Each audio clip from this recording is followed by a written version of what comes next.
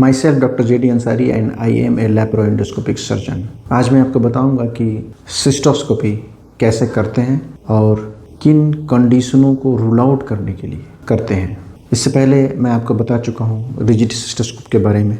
ये सिस्टोस्कोप सीध और ये ब्रिज और ये 4mm 30 degree telescope. Now this is the assembled rigid cystoscope. आपको यहाँ कैमरा हेड अटैच करना है और यहाँ पे लाइट सोर्स। आपको इसको इस तरीके से होल्ड करना है। यहाँ अटैच करते हैं नॉर्मल सलाइन। फीमेल के अंदर जो यूरेथ्रा होती है 3 to 4 सेंटीमीटर लंबी होती है और ऑलमोस्ट स्ट्रेट होती है। किसी तरह का कोई बहुत ज़्यादा एंगुलेशन नहीं होता। फीमेल सिस्टोस्कोपी के दौरान छोटी बीक का सिस्टोस्कोप हम इस्तेमाल करते हैं। अगर सिस्टोस्कोप का बीक बड़ा होगा, जैसे कि इसका बीक 2.5 सेंटीमीटर है, तो यूरेथ्रा को आप प्रॉपरली एग्जामिन नहीं कर पाओगे, क्योंकि जैसे ही आप यूरेथ्रा के अंदर इसको इंट्रोड्यूस करोगे यहाँ से सलाइन लीक करता रहेगा और आप इनिशियल जो यूरेथ्रा की लेंथ होती है उसकी ल्यूमेन को एग्जामिन नहीं कर पाएंगे। अगर ये बीक छोटा होगा तो जैसे ही आप यूरेथ्रा में इसे अटैच करेंगे लीक बंद हो जाएगा और आप शुरू से ही फीमेल यूरेथ्रा के ल्यूमेन को एग्जामिन कर पाएंगे। मैंने बताया है कि सिस्टोस्कोपी में हमेशा 4mm 30 डिग्री लेंस का इस्तेमाल किया जाता है, क्योंकि 30 डिग्री जो लेंस होता है उसका जो विजुअल फील्ड है वो 0 डिग्री से ज़्यादा बेटर होता है। और जब कभी भी आप ल्यूमेन के अंदर 30 डिग्री स्कोप को इंट्रोड्यूस करते हो, इंट्रोड्यूस करते समय थोड़ा एंगल पे अगर आप इसको इंट्रोड्यूस करोगे तो आपको ल्यूमेन पूरी दिखाई देगी एक टनल की तरह। अगर आप इसको बिल्कुल विदाउट एंगल पे अगर इंट्रोड्यूस करोगे तो इंफीरियर वॉल दिखाई देगी। जो पूरी ल्यूमेन एक टनल की तरह जो दिखाई देती है वो आपको विजुअल फील्ड में नहीं मिलेगा। तो हमेशा जब इंट्रोड्यूस करें तो यूरेथ्रा में बिल्कुल स्ट्रेट जाने के बजाय थोड़ा सा एंगल करके फिर इंट्रोड्यूस करें। फीमेल की यूरेथ्रा ज़्यादा लंबी होती नहीं है। जैसे भी आप पुश करोगे ब्लैडर नेक आएगा और आप तुरंत ब्लैडर के अंदर एंटर कर जाओगे। ब्लैडर के अंदर एंटर करते ही आपको स्कोप ऊपर करना है ताकि आप ट्राइगोनल एरिया देख सकें। मैंने पहले बताया कि आपको रिज पे यूरेट्रिक ओपनिंग लोकेटेड होती है, तो आपको राइट यूरेट्रिक ओपनिंग और लेफ्ट यूरेट्रिक ओपनिंग को एग्जामिन करना है। उसके बाद आप स्कोप को अगर थोड़ा नीचे करेंगे तो रिट्रोट्राइगोनल एरिया आपको पूरा दिखेगा। फिर जब आप स्कोप को घुमाएंगे तो राइट लैटरल वॉल पूरी दिखेगी। स्कोप को जब आप इस तरफ घुमाएंगे लेफ्ट लैटरल वॉल दिखेगी। जब आप स्कोप को पूरा घुमा देंगे तो आपको ब्लैडर का डोम दिखेगा जिसमें एयर बबल्स दिखेंगे। जो मेल की यूरेथ्रा होती है उसका लेंथ 16 से 22 सेंटीमीटर होता है। मेल की यूरेथ्रा के 2 पार्ट होते हैं, एंटीरियर यूरेथ्रा और पोस्टीरियर यूरेथ्रा। और एंटीरियर और पोस्टीरियर यूरेथ्रा के बीच में एक एंगल होता है। मेल यूरेथ्रा बिल्कुल स्ट्रेट नहीं होता। मेल के अंदर जो एंटीरियर यूरेथ्रा होता है उसके 2 पार्ट होते हैं। मिएटस से जब आप एंट्री करोगे उसे बोलते हैं पेनाइल यूरेथ्रा। पीनो स्क्रोटल जंक्शन तक पेनाइल यूरेथ्रा होती है और पीनो स्क्रोटल जंक्शन के बाद शुरू होती है बल्बस यूरेथ्रा, जो मेम्ब्रेनस यूरेथ्रा तक होती है।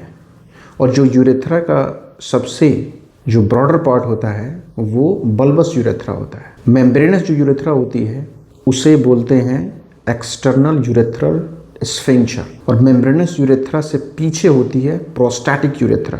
फिर ब्लैडर नेक आता है और उसके बाद आप ब्लैडर में एंट्री करते हो। तो मेम्ब्रेनस यूरेथ्रा और जो प्रोस्टैटिक यूरेथ्रा होती है वो होती है पोस्टीरियर यूरेथ्रा।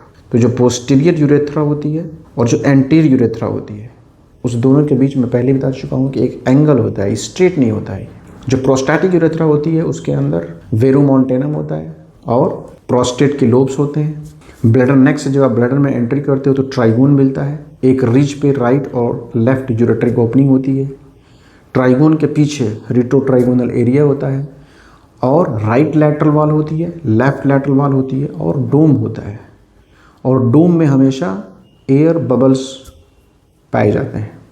जब आप स्कोप को अंदर इंट्रोड्यूस करते हो पेनिस को खींचते हुए आपको पेनिस को स्ट्रेट रखना है होल्ड करके, और एक एंगल बनाते हुए आपको स्कोप अंदर ले जाना है। आप जब पेनाइल यूरेथ्रा को क्रॉस करते हुए बल्बस यूरेथ्रा को क्रॉस करोगे फिर आपको आगे ल्यूमेन नहीं दिखाई देगी। मेम्ब्रेनस यूरेथ्रा जो होती है, अगर पेशेंट अनकॉन्शियस है, अगर आप बेहोश कर रहे हो, तो जो मेम्ब्रेनस यूरेथ्रा है, एक्सटर्नल स्फिंक्टर है, वो आपको रिलैक्स मिलेगी। और अगर मान लीजिए आप लोकल एनेस्थीसिया में कर रहे हैं, पेशेंट अगर कॉन्शियस है, तो वो अपनी मेम्ब्रेनस यूरेथ्रा को कॉन्शियसली बंद कर देता है। आपको मेम्ब्रेनस जो यूरेथ्रा है, जो एक्सटर्नल स्फिंक्टर है, वहाँ पे पहुँचने के बाद दो काम ये करना है कि पेशेंट अगर कॉन्शियस है तो उसे ये बोलना है कि जैसे पेशाब करते हैं उस तरीके से पेशाब करो, रास्ते को रिलैक्स करो, क्योंकि जब आदमी पेशाब करता है तो एक्सटर्नल स्फिंक्टर रिलैक्स करता है ताकि यूरिन ब्लैडर से बाहर आ सके। तो जब वो रिलैक्स करेगा तो स्फिंक्टर ओपन होगा। फिर उसमें आपको स्कोप को इंट्रोड्यूस करना है और साथ ही अपने स्कोप को नीचे लाना है। जब आप नीचे लाओगे तो वो जो एंगल होती है वो स्ट्रेट हो जाएगी, एंगुलेशन ख़त्म हो जाएगा, आपको ल्यूमेन दिखाई देगी। फिर आप ल्यूमेन को देखते हुए धीरे धीरे आपको एंटर करना है। प्रोस्टेटिक यूरेथ्रा के अंदर आपको वेरुमोंटेरियम दिखाई देगा, लोब दिखाई देंगे, राइट लेफ्ट लैटरल लोब। अगर मीडियल लोब प्रोमिनेंट है तो मीडियल लोब भी दिखाई दे सकता है। अगर मीडियल लोब प्रोमिनेंट है तो ब्लैडर नेक पर पहुंचते ही आपको ब्लैडर के अंदर प्रोमिनेंट मीडियल लोब दिखाई देगा। ब्लैडर नेक क्रॉस करने के बाद जब आप ब्लैडर के अंदर पहुंचते हो तो आपको स्कोप को ऊपर करना है ताकि आप ट्राइगोन एरिया को देख सको। फिर रिज पे आपको राइट यूरेट्रिक ओपनिंग देखनी है, लेफ्ट यूरेट्रिक ओपनिंग देखनी है। फिर थोड़ा स्कोप को ऊपर करके रिट्रोट्राइगोनल एरिया देखना है। आपको राइट लैटरल वॉल देखना है ऐसे करके पूरा। फिर आपको लेफ्ट लैटरल वॉल देखना है। उसके बाद आपको पूरा स्कोप घुमाते हुए ऐसे डोम के एरिया को देखना है। आप चाहो तो ब्लैडर को सुप्राप्यूबिक प्रेशर देके पुश करके भी देख सकते हैं, आपको वहाँ पे एयर बबल्स भी दिखाई देंगे। सिस्टोस्कोपी क्यों करते हैं? अगर कोई मरीज आपकी ओपीडी में आता है और वो बोलता है कि मुझे पेशाब करते समय जोर लगाना पड़ता है और पेशाब की धार पतली होती है और जब मैं पेशाब करता हूँ तो मुझे पेनिस के अंदर जलन महसूस होती है, तो there is a possibility of urethral stricture.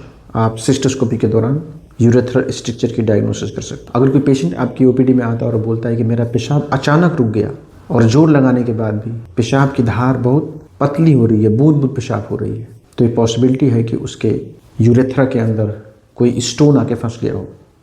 आप सिस्टोस्कोपी अगर करेंगे तो आपको वो स्टोन दिखाई देगा। अगर किसी मरीज की उम्र 45-50 ईयर्स है और वो आपकी ओपीडी में आके ये बोलता है कि उसे पहले के मुकाबले पेशाब करते समय ज़्यादा ताकत लगानी पड़ती है, पेशाब का जो फ्लो है, पेशाब का जो धार है वो पतला हो गया है, पेशाब करने के लिए काफ़ी देर तक बैठना पड़ता है, काफ़ी देर बाद पेशाब शुरू होता है और पेशाब बीच बीच में होता है फिर रुक जाता है, फिर होता है फिर रुक जाता है। पेशाब करने के बाद बूंद बूंद पेशाब काफ़ी देर तक टपकता है और ऐसा लगता है कि पेशाब पूरी तरीके से बाहर अभी नहीं आया है, कुछ पेशाब अंदर पेशाब की थैली में रह गया है। रात में वो कई बार पेशाब करने के लिए उठता है।